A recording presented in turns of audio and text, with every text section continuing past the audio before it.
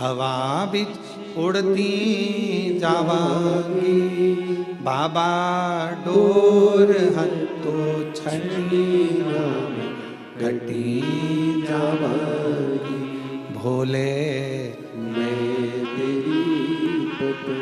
अर्थात परमात्मा यदि थोड़ा दुख दे, परमात्मा थोड़ी तकलीफ दे, परमात्मा थोड़ा कष्ट दे, परमात्मा अगर थोड़ी सी दुख दे रहा है, तकलीफ दे रहा है, कष्ट दे रहा है, तो आप भटको मत। आपको भटकने की जरूरत नहीं है, आपको कहीं इधर उधर भटकने की जरूरत नहीं है। परमात्मा ने अगर दुख दिया है तो वो आपको कहीं ना कहीं अपने करीब में लाना चाहता, अपने पास लेना चाहता। हम क्यों भटके? महाराज कश्यप ऋषि की एक कथा आती है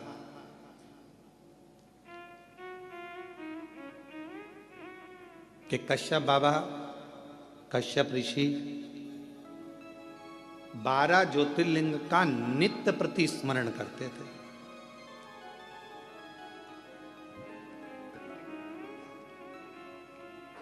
श्राद्ध पक्ष की कथा है, थोड़ा सावधानी से सुनिएगा। श्राद्ध पक्ष की कथा है, थोड़ा सावधानी पूर्वक स्मरण करिएगा और अपने जीवन में उतारने का प्रयास करिएगा। जितने भी आस्था चैनल पर सुन रहे हो, चाहे फेसबुक यूट्यूब पर सुन रहे हो, चाहे इस कथा के पंडाल में बैठकर सुन रहे हो, कश्यप बाबा 12 ज्योतिर्लिंग का स्मरण करते हैं। पर कभी उन्होंने अपनी जिंदगी में पार्थिव पूजन करा, हर बार 12 ज्योतिर्लिंग का स्मरण करा, पार्थिव पूजन करा, पर कभी उन्होंने 12वां ज्योतिर्लिंग नहीं बनाया। अर्थात 11 ज्योतिर्लिंग बनाते थे और 12 ज्योतिर्लिंग उसमें बनाते ही नहीं।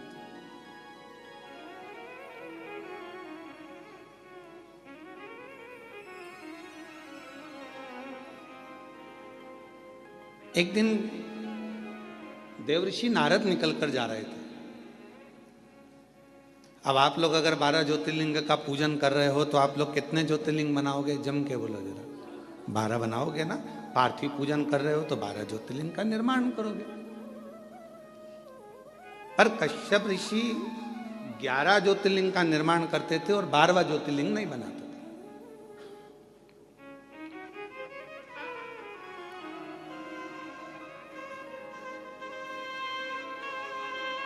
देवऋषि नारद का आगमन हुआ और देवऋषि नारद का आगमन हुआ और देवऋषि नारद ने आकर पूछा कि कश्यप बाबा एक बात बताओ, आप जो ये ज्योतिर्लिंग का निर्माण करते हो, ज्योतिर्लिंग बनाते हो, तो इसमें 11 ज्योतिर्लिंग बनाते हो, 12वां ज्योतिर्लिंग क्यों नहीं बनाते?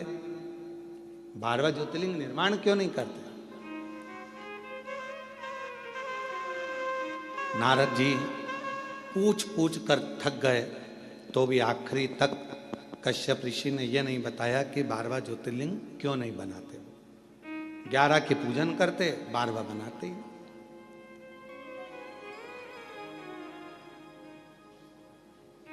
अब समय बीता,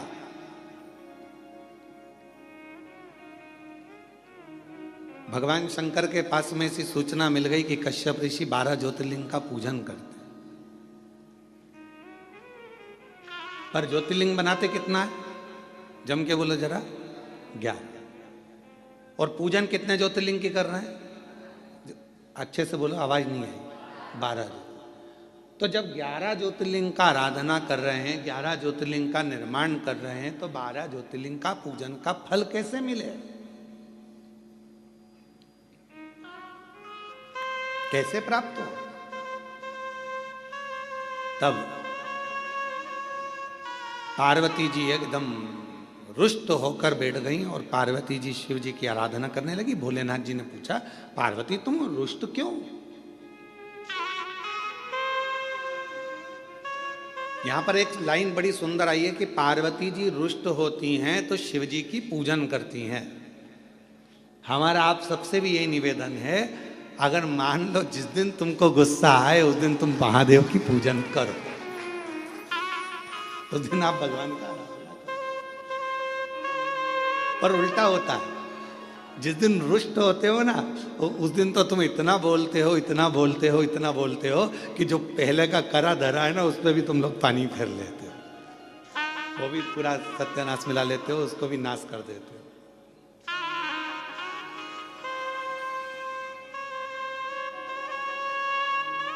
पार्वती जी अगर थोड़ी सी रुष्ट हुई हैं और माँ पार्वती जी अगर रुष्ट हुई हैं तो वो शिव जी की आराधना कर रही हैं, शंकर जी की आराधना कर रही हैं।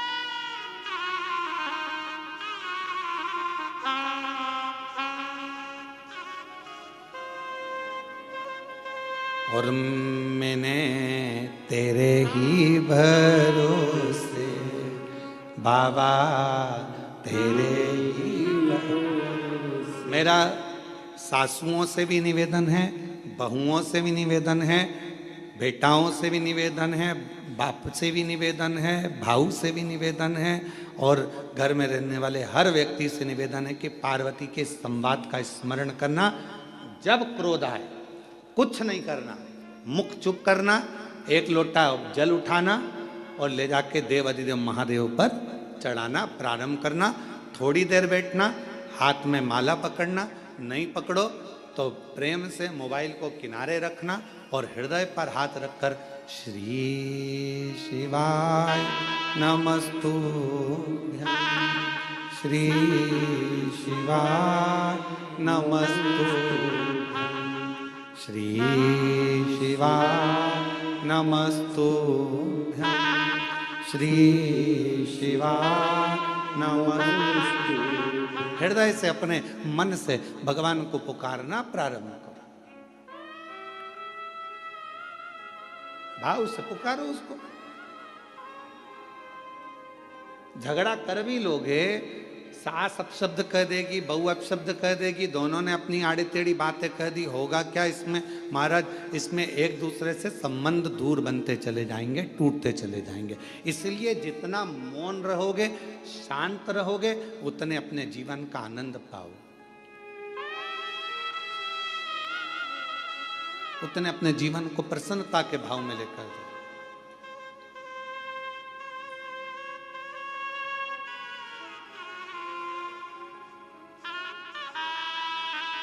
रहीमन धागा प्रेम का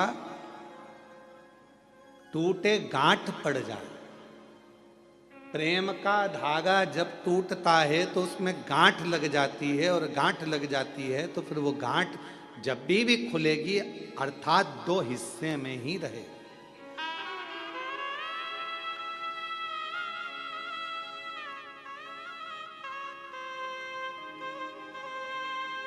गन्ने का रस पिया है? जम के तो बोलो। महाराष्ट्र में गन्ना ही बोलते हैं, ईख बोलते हैं। ऊस, अच्छा अच्छा, वो मूस नहीं बोला। अब मराठी में उसको ऊस कहते हैं, तो जो हमारे उधर गन्ना कहते हैं, शुगर कहते हैं, है?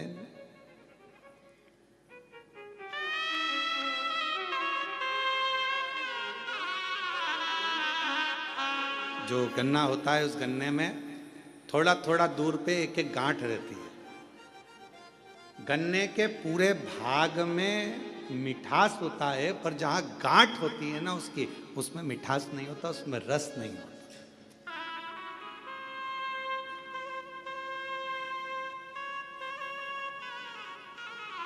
पर शिव महापुराण की कथा कहती है गन्ने के ऊस के अंदर पूरे में रस है, पर जहां गांठ है वहां ना रस है ना उसमें मिठास। पर एक बात याद रखो, जब कोई गन्ने के रस में बहुत डूब जाता है ना, तो उसको गांठ में भी रस आना प्रारंभ हो जाता है, और उसमें भी उसको मिठास का नजर आना। और जितने आप बैठे और हम भी बैठे हैं, हमने भी बचपन में खूब गन्ना छिल छिल कर खाया, पर जो गठान का छिलका था उसको खाते थे, जब गन्ने के रस में इतने डूब जाते थे कि उस गांठ में भी रस आना चालू हो जाता। और तुमने भी खाया होगा ये पक्का। ऐसा हो नहीं सकता कि तुमने गांठ छीली हो और उसको मुंह में नहीं लिया, उसमें रस मिला। तो कहा यदि परिवार में एक दूसरे को मिलकर चलना है और उसमें अगर रस आ रहा है तो फिर एक निवेदन है, कभी विवाद की कभी द्वेष की अगर गांठ पड़ भी जाए तो उसको भुलाते हुए उस रस में डूबने का फिर प्रयास करना और उस गठान को, उस गांठ को एक साइड पटकने का प्रयास करना। एक साइड परमात्मा की भक्ति में डूबो, परमात्मा के भजन में डूबो, स्मरण में डूबो। पार्वती जी रुष्ट हो गई, भगवान शंकर की पूजन करने बैठ गए और कहते हैं जितनी रुष्टता में भगवान का भजन हो पाता है उतनी एकाग्रता जब रूठने के बाद जब आप लड़ाई कर लेते हो एकदम, तुम देखना बहुत तेज सुनामी लहरें चली, बहुत तेज बारिश हुई, खूब तेज हवा चली, एकदम बवंडर मचा और उसके बाद जो शांति होती है, इतनी शांति कि लगता है अभी थोड़ी देर पहले तो हमने देखा था कितना बवंडर था, इतना विवाद था, और अब एकदम शांति हो, एकदम शांति।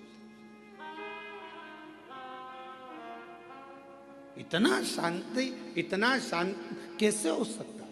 तो जब विवाद छिड़ जाए, बहुत क्लेश हो जाए, बहुत अशांति हो जाए घर में, मान लो किसी कारणवश अगर विवाद हो जाए, तो मेरा निवेदन है टूटना नहीं, एक दूसरे से अलग मत जाना, बल्कि साथ रहना। तुम उसको समझना, वो तुम्हें समझेगा, और एक दूसरे से साझा बनाकर ये गन्ने के रस जैसा उसका आनंद लेते हुए आगे बढ़ते चले जाना, उसमें क्लेश ना हो। और मत बुरे कर्म कर बंदे वरना पछताएगा, भगवान की आंखों से तू बच नहीं पाएगा, तू बच नहीं पाएगा। अरे ओ अज्ञानी मत कर नादानी, अरे ओ अज्ञानी मत कर नादानी, तेरे कर्म का फल भी तू ही पाएगा, जैसा किया तूने तेरे आगे आएगा। मत बुरे कर्म कर बंदे वरना पछताएगा, भगवान की आंखों से तू बच नहीं पाएगा, तू बच नहीं पाएगा। आप कर्म करते चलो। आज का व्यक्ति कैसा है? तो कहा आज का व्यक्ति ये सोचता है कि मैं काम कम करूं और फल ज्यादा मिले।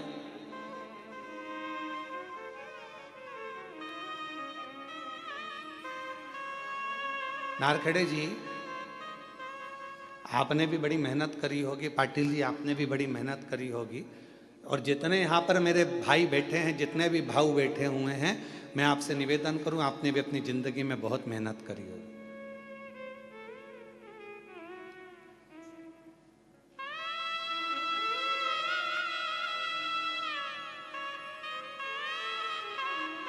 खूब मेहनत करी,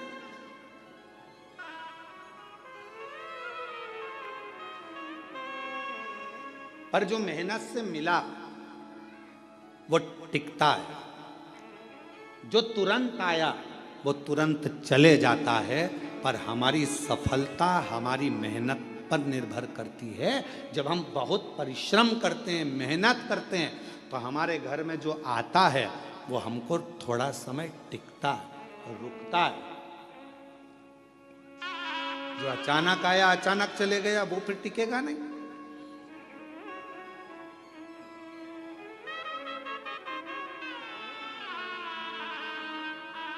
और मेहनत कर कर जो सुख मिलता है ना, वो सुख दूसरा ही है।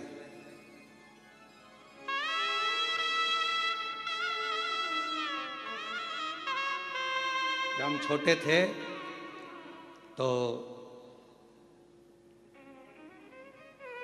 2 रुपए की किराए की साइकिल मिलती थी, इतनी बड़ी छोटी सी।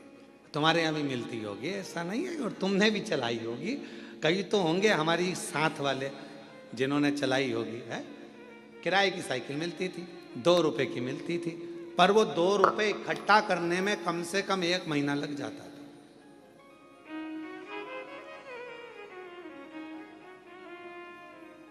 हितेश तेरे को तो मालूम ही नहीं होगा बेटा, मालूम है क्या तेरे को? अच्छा ठीक है।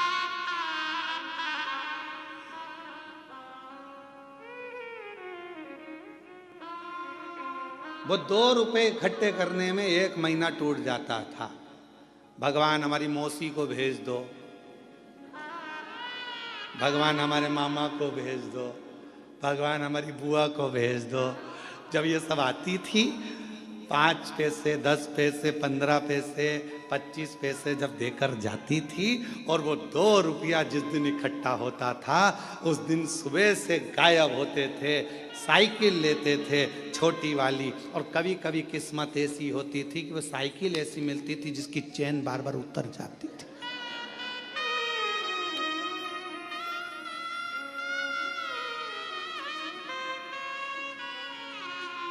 और साइकिल लेके अब बताओ, साइकिल वाले की साइकिल दम अपनी लग रही है, मेहनत अपनी हो रही है, घूम अपन रहे हैं, और सब देख रहे हैं, और यहाँ भगा वहाँ भगा, हाँप रहे, पर वो टाइम देख रहे, 5 बजे देना है वापस। 5 बजे ही निकल पहुँचते थे, बिल्कुल लगे लगाए समय पर, एकदम 5 बजने वाला है तब अपन पहुँच के वो साइकिल देकर आते थे। तब तक पूरे थक जाते थे, एकदम चला कर वो 2 रुपए पूरे वसूल कर लेते थे। और फिर मम्मी पूछती थी, बेटा वो देकर गई थी 15 पैसे, 10 पैसे, 20 पैसे, 25 पैसे, तो उसकी तो मैं साइकिल चलाया आया, क्या मिला तुझे? तो मम्मी बहुत मजा आया, आनंद आया, खुशी मिली, आनंद मिला। इतनी मेहनत जो करी है ना, तो ये मेहनत कर कर जो सुख मिला है, उसके आगे सब शून्य है, सब शून्य।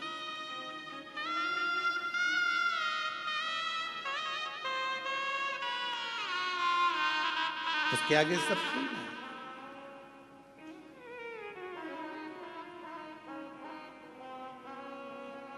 और कभी कभी जो मेहनत के बिना मेहनत के मिल जाता था, वो कहीं ना कहीं गिर जाता था। एक बार हुआ ऐसा हमारे साथ भी, तुम्हारे साथ भी हुआ होगा।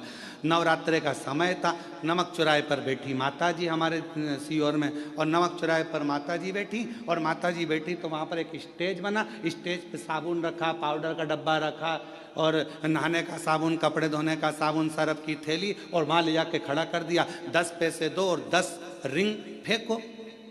तुमने भी फेंके होंगे ऐसे गोले गोले रिंग। अब परंतु वह इतने साल हो गए, उसमें एक साबुन नहीं आया, और एक दिन साबुन अगर आ गया तो साबुन को खुशी खुशी लेकर जा रहे थे, और मालूम पड़ा कि वो साबुन रखा था जेब में, जेब थी फटी, और साबुन पूरा गया गिर।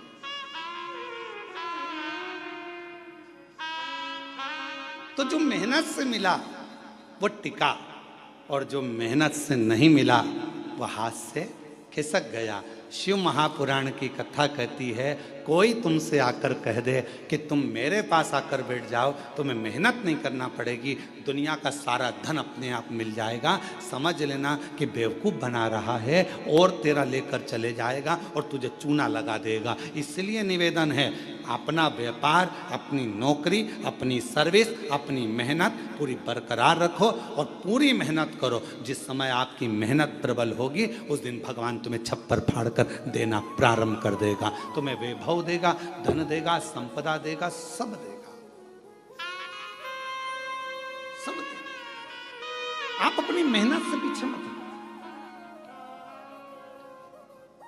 शिव कथा कह रही है, भगवान शंकर का चरित्र कह रहा है, शिव महापुराण का चरित्र कह रहा है, भगवान शंकर की पवित्र कथा कह रही है, शिव तत्व कह रहा है।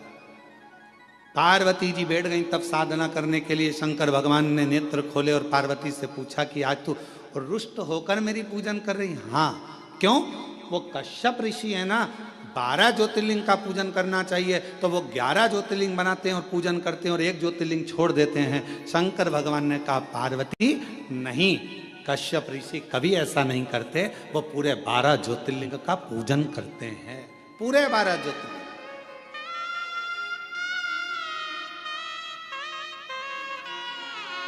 चलो जरा देख के आओ। पार्वती जी ने शिव जी को लिया साथ और चलो जरा देखो, मैं बताती हूँ तुमको 11 ज्योतिर्लिंग बने। वो कश्यप ऋषि का रोज का नियम था, ज्योतिर्लिंग बनाते वो पूजन करते पार्थिव लिंग की। चलो अभी दिखाती हूँ। और ले गए, जो सामने देखे तो 11 ज्योतिर्लिंग बने थे। शिव जी को पार्वती जी करेंगे, देखो 1 2 3 4 5 6 7 8 9 10 और 11। अब शंकर भगवान बोले अभी रुक, मैं गिन के बताता हूं, देख 1 2 3 4 5 6 7 8 9 10 11 12। पार्वती जी बोली क्यों मुझे पागल बना रहे हो प्रभु, अब तुम तो शिव जी हो ना, तो तुम अपने आप को क्यों गिन रहे हो? तो भगवान शंकर बोले 12 ज्योतिर्लिंग की पूजन कर रहा है। पूछो कश्यप ऋषि से। बाबा कश्यप ऋषि के सामने प्रकट हो गए। कश्यप बाबा ने देखा आज तो भगवान प्रकट हो गए। जब जब ये उलझन होती है ना, जब जब झगड़ा होता है, जब जब कोई विवाद उत्पन्न होता है, जब जब कोई क्वेश्चन आता है, जब जब कोई प्रश्न आता है, जब जब कोई बवाल मचता है, समझ लेना उसमें कोई ना कोई मंथन होकर कुछ निर्णय निकलने वाला।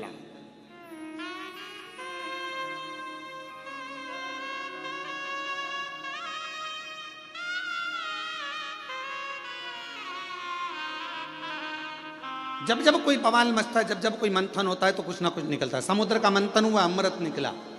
कुछ ना कुछ मंथन हुआ है तो कुछ ना कुछ निकला है। और पार्वती जी और शिव जी के संवाद में कुछ ना कुछ निकला है। भगवान कश्यप ऋषि प्रसन्न हो गए।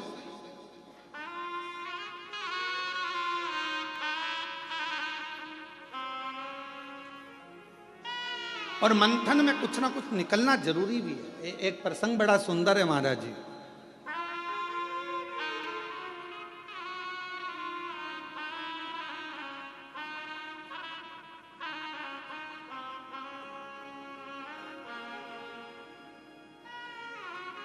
दो संतों का झगड़ा हो गया।